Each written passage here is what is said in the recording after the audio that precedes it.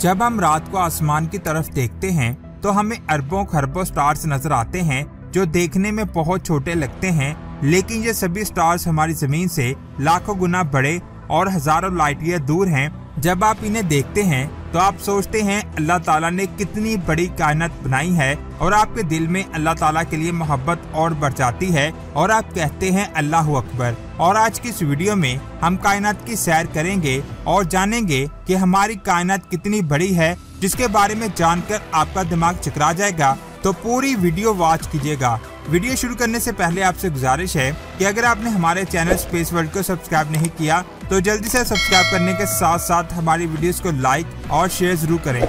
ये है हमारी जमीन जो देखने में कितनी खूबसूरत लगती है। यहाँ पर हम इंसान और कई जानदार रहते हैं। चांद पर देखने से ये हमें कुछ इस तरह की दिखाई देती है और इस वक्त हम खड़े हैं चांद पर, जो हमारा नेचुरल सैटेलाइट है।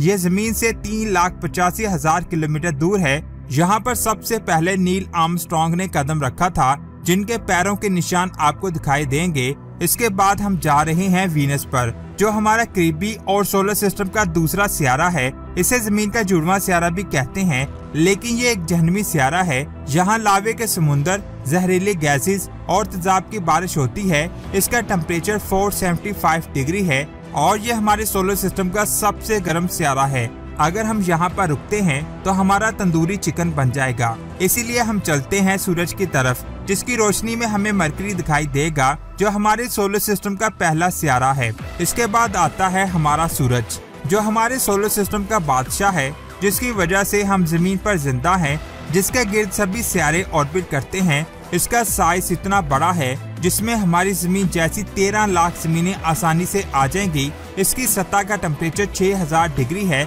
और इसका एटमॉस्फेरिक टेम्परेचर 1 करोड़ डिग्री से ज्यादा है। इससे निकलने वाली सोलर विंड्स 18 अरब किलोमीटर दूर जाकर रुक जाती हैं और फिर सोलर सिस्टम के चारों तरफ एक बबल बनाती हैं, जिसे हेलियोस्फीयर कहते हैं, जो जमीन से 18 अरब किलोमीटर दूर है। इसके बाद हम चलते हैं हमारे सोलर सिस्टम के चौथे सियारे मार्स पर, जो हमारी जमीन की तरह अपने स्टार के हैबिटेबल जोन में आता है। यहाँ पर सभी इंसानों की नजरें टिकी हुई हैं और इलॉन मस्क इसे अपना दूसरा घर बनाना चाहते हैं।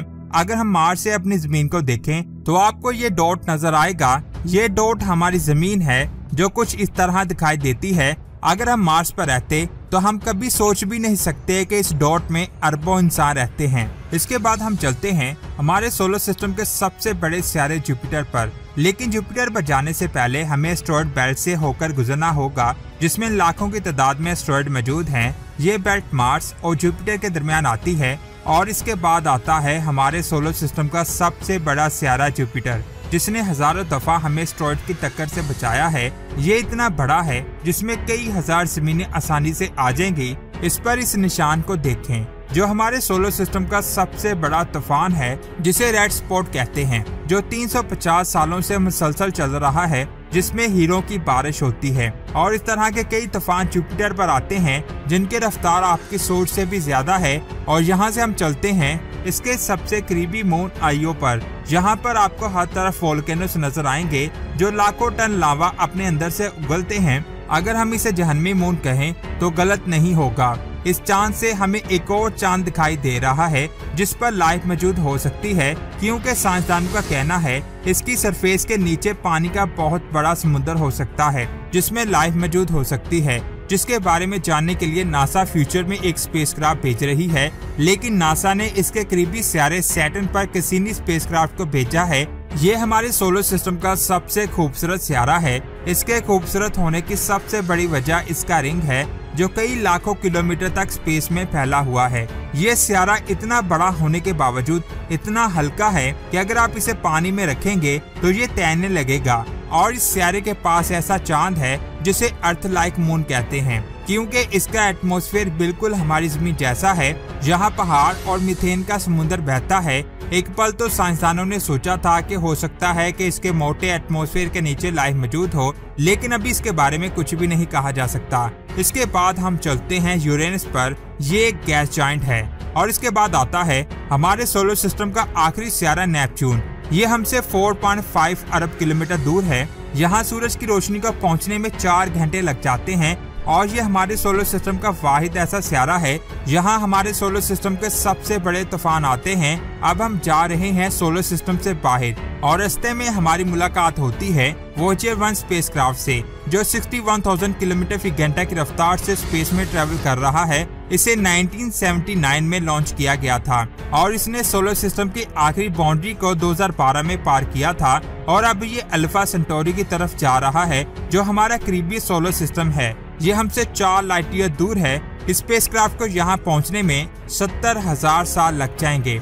इसके बाद हम चलते हैं जमीन से 20 लाइट ईयर दूर गलीस 581 पर। इसके गिर्द एक सितारा ऑर्बिट करता है जो अपने स्टार के हैबिटेबल जोन में आता है। साइंसदान इसे हमारी जमीन जैसा सितारा कहते हैं और यहाँ पर लाइफ के पॉसिबल होने के चांसेस हैं, लेकिन ये हमसे इतनी दूर है कि यहाँ पहुँचने में हमें 4 लाख साल लग जाएंगे। इससे आगे हम चलते हैं जमीन से 92 लाइट ईयर दूर एक ट्विन स्टार पर। ये दोनों स्टार एक दूसरे को ऑर्बिट करते हैं और एक दूसरे को लगातार निगल रहे हैं। इसके बाद हम चलते हैं ओरियन मॉलिक्यूलर क्लाउड पर, जो हमारी जमीन से 1300 लाइट ईयर दूर है। ये बादल हजारों लाइट ईयर दूर तक फैले हुए हैं जिसमें न्यू स्टार्स की फॉर्मेशन होती है। यहाँ पहुँचने में हमें करोड़ों साल लग जाएंगे।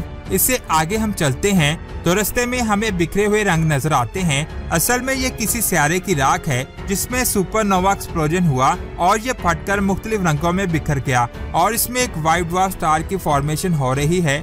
इसका मास इतना ज्यादा है कि इसके एक चम्मच का वजन 1 टन के बराबर होगा और एक दिन हमारा सूरज फटकर व्हाइट ड्वार्फ बन जाएगा। इसके बाद आता है न्यूट्रॉन स्टार, जिसकी चौड़ाई सिर्फ 12 मील है। इसके एक चम्मच का वजन हजारों टन के बराबर होगा। यहाँ मैं आपको बता दूं, ये बहुत तेज घूमता है। इसके घूमने की रफ्तार इतनी ज्यादा है कि अगर आप इसकी सरफेस पर खड़े हो जाएं तो आपकी स्पीड रोशनी की स्पीड के 25% हिस्से के बराबर हो जाएगी। इसके बाद हम चलते हैं कायनात के मॉन्स्टर ब्लैक होल पर, जो किसी भी चीज को अपनी तरफ खींचकर निकल लेता है, जिसके अंदर जाने वाली कोई भी चीज आज तक वापस नहीं आ पाई, जो पूरी कायनात को निगल सकता है। लेकिन यहाँ एक सवाल आता है, इसके अंदर आखिर क्या है? इसके बारे में हम कभी भी नहीं जान पाएंगे। इसके बाद हम चलते हैं हमारी गैलेक्सी से बाहर, जो कुछ इस तरह की दिखाई देती है, जिसके अंदर हमारी जमीन और कई अरबों स्टार्स मौजूद हैं। इसका डायमीटर 1 लाख लाइट ईयर है, यानी अगर हम लाइट की स्पीड से ट्रेवल करें तो हमें इससे बाहर जाने में 1 लाख साल लग जाएंगे। इसके बाद हम चलते हैं 25 लाख लाइट ईयर दूर हमारी सबसे करीबी गैलेक्सी एंड्रोमेडा पर, जो हमारी जमीन से टकराने आ रही है। और हमारी इस कायनात में ऐसी अरबों खरबों गैलेक्सीज मौजूद हैं जिनका साइज हमारी कायनात के साइज के सामने रेत के जरे से भी छोटा है। और ये सारी गैलेक्सीज लैनिका सुपर क्लस्टर में आती हैं, जिसका साइज 5 करोड़ लाइट ईयर है। यानी अगर हम रोशनी की रफ्तार से सफर करें तो हमें इस क्लस्टर से बाहर जाने में 5 करोड़ साल लग जाएंगे। लेकिन आप ये जानकर बहुत ज्यादा हैरान होंगे कि इस क्लस्टर का साइज भी हमारी कायनात के साइज के सामने रेत के जरे से भी छोटा है। ये है हमारी कायनात, जिसका साइज इतना बड़ा है जिसमें हमारी जमीन, हमारे सोलर सिस्टम और हमारी गैलेक्सी की कोई औकात नहीं है, जिसमें किसी भी सुपर क्लस्टर की कोई औकात नहीं है। ये है हमारी कायनात। अल्लाह अकबर। इससे आगे क्या है हमें नहीं पता। साइंसदान का कहना है कि हो सकता है कि हमारी कायनात जैसी अरबों खरबों कायनात मिलकर एक मल्टीवर्स बनाते हों। ये अरबों मल्टीवर्स मिलकर एक सुपर मल्टीवर्स बनाते हों और ये सुपर मल्टीवर्स मिलकर कई और मल्टीवर्स बनाते हों जिनके बारे में हमें कुछ नहीं पता। तो दोस्तों, ये है हमारी कायनात। अगर वीडियो अच्छी लगी तो कमेंट में अल्लाह अकबर जरूर लिखें और इस वीडियो को हर जगह अपने व्हाट्सएप स्टेटस, मैसेंजर, इंस्टाग्राम और ट्विटर पर लाजमी शेयर करें, ताकि हर मुसलमान अपने रब की बनाई हुई कायनात के बारे में जानकर अल्लाह अकबर कह सके, जिसका सवाब आपको भी मिलेगा। तो जल्दी से शेयर करें और इस बटन को भी प्रेस करें, ताकि ऐसी ही अमेजिंग और स्पेस की दिमाग को चकरा देने वाली वीडियोस आप तक पहुंचती रहें। अपना बहुत सारा ख्याल रखें। अल्लाह हाफिज।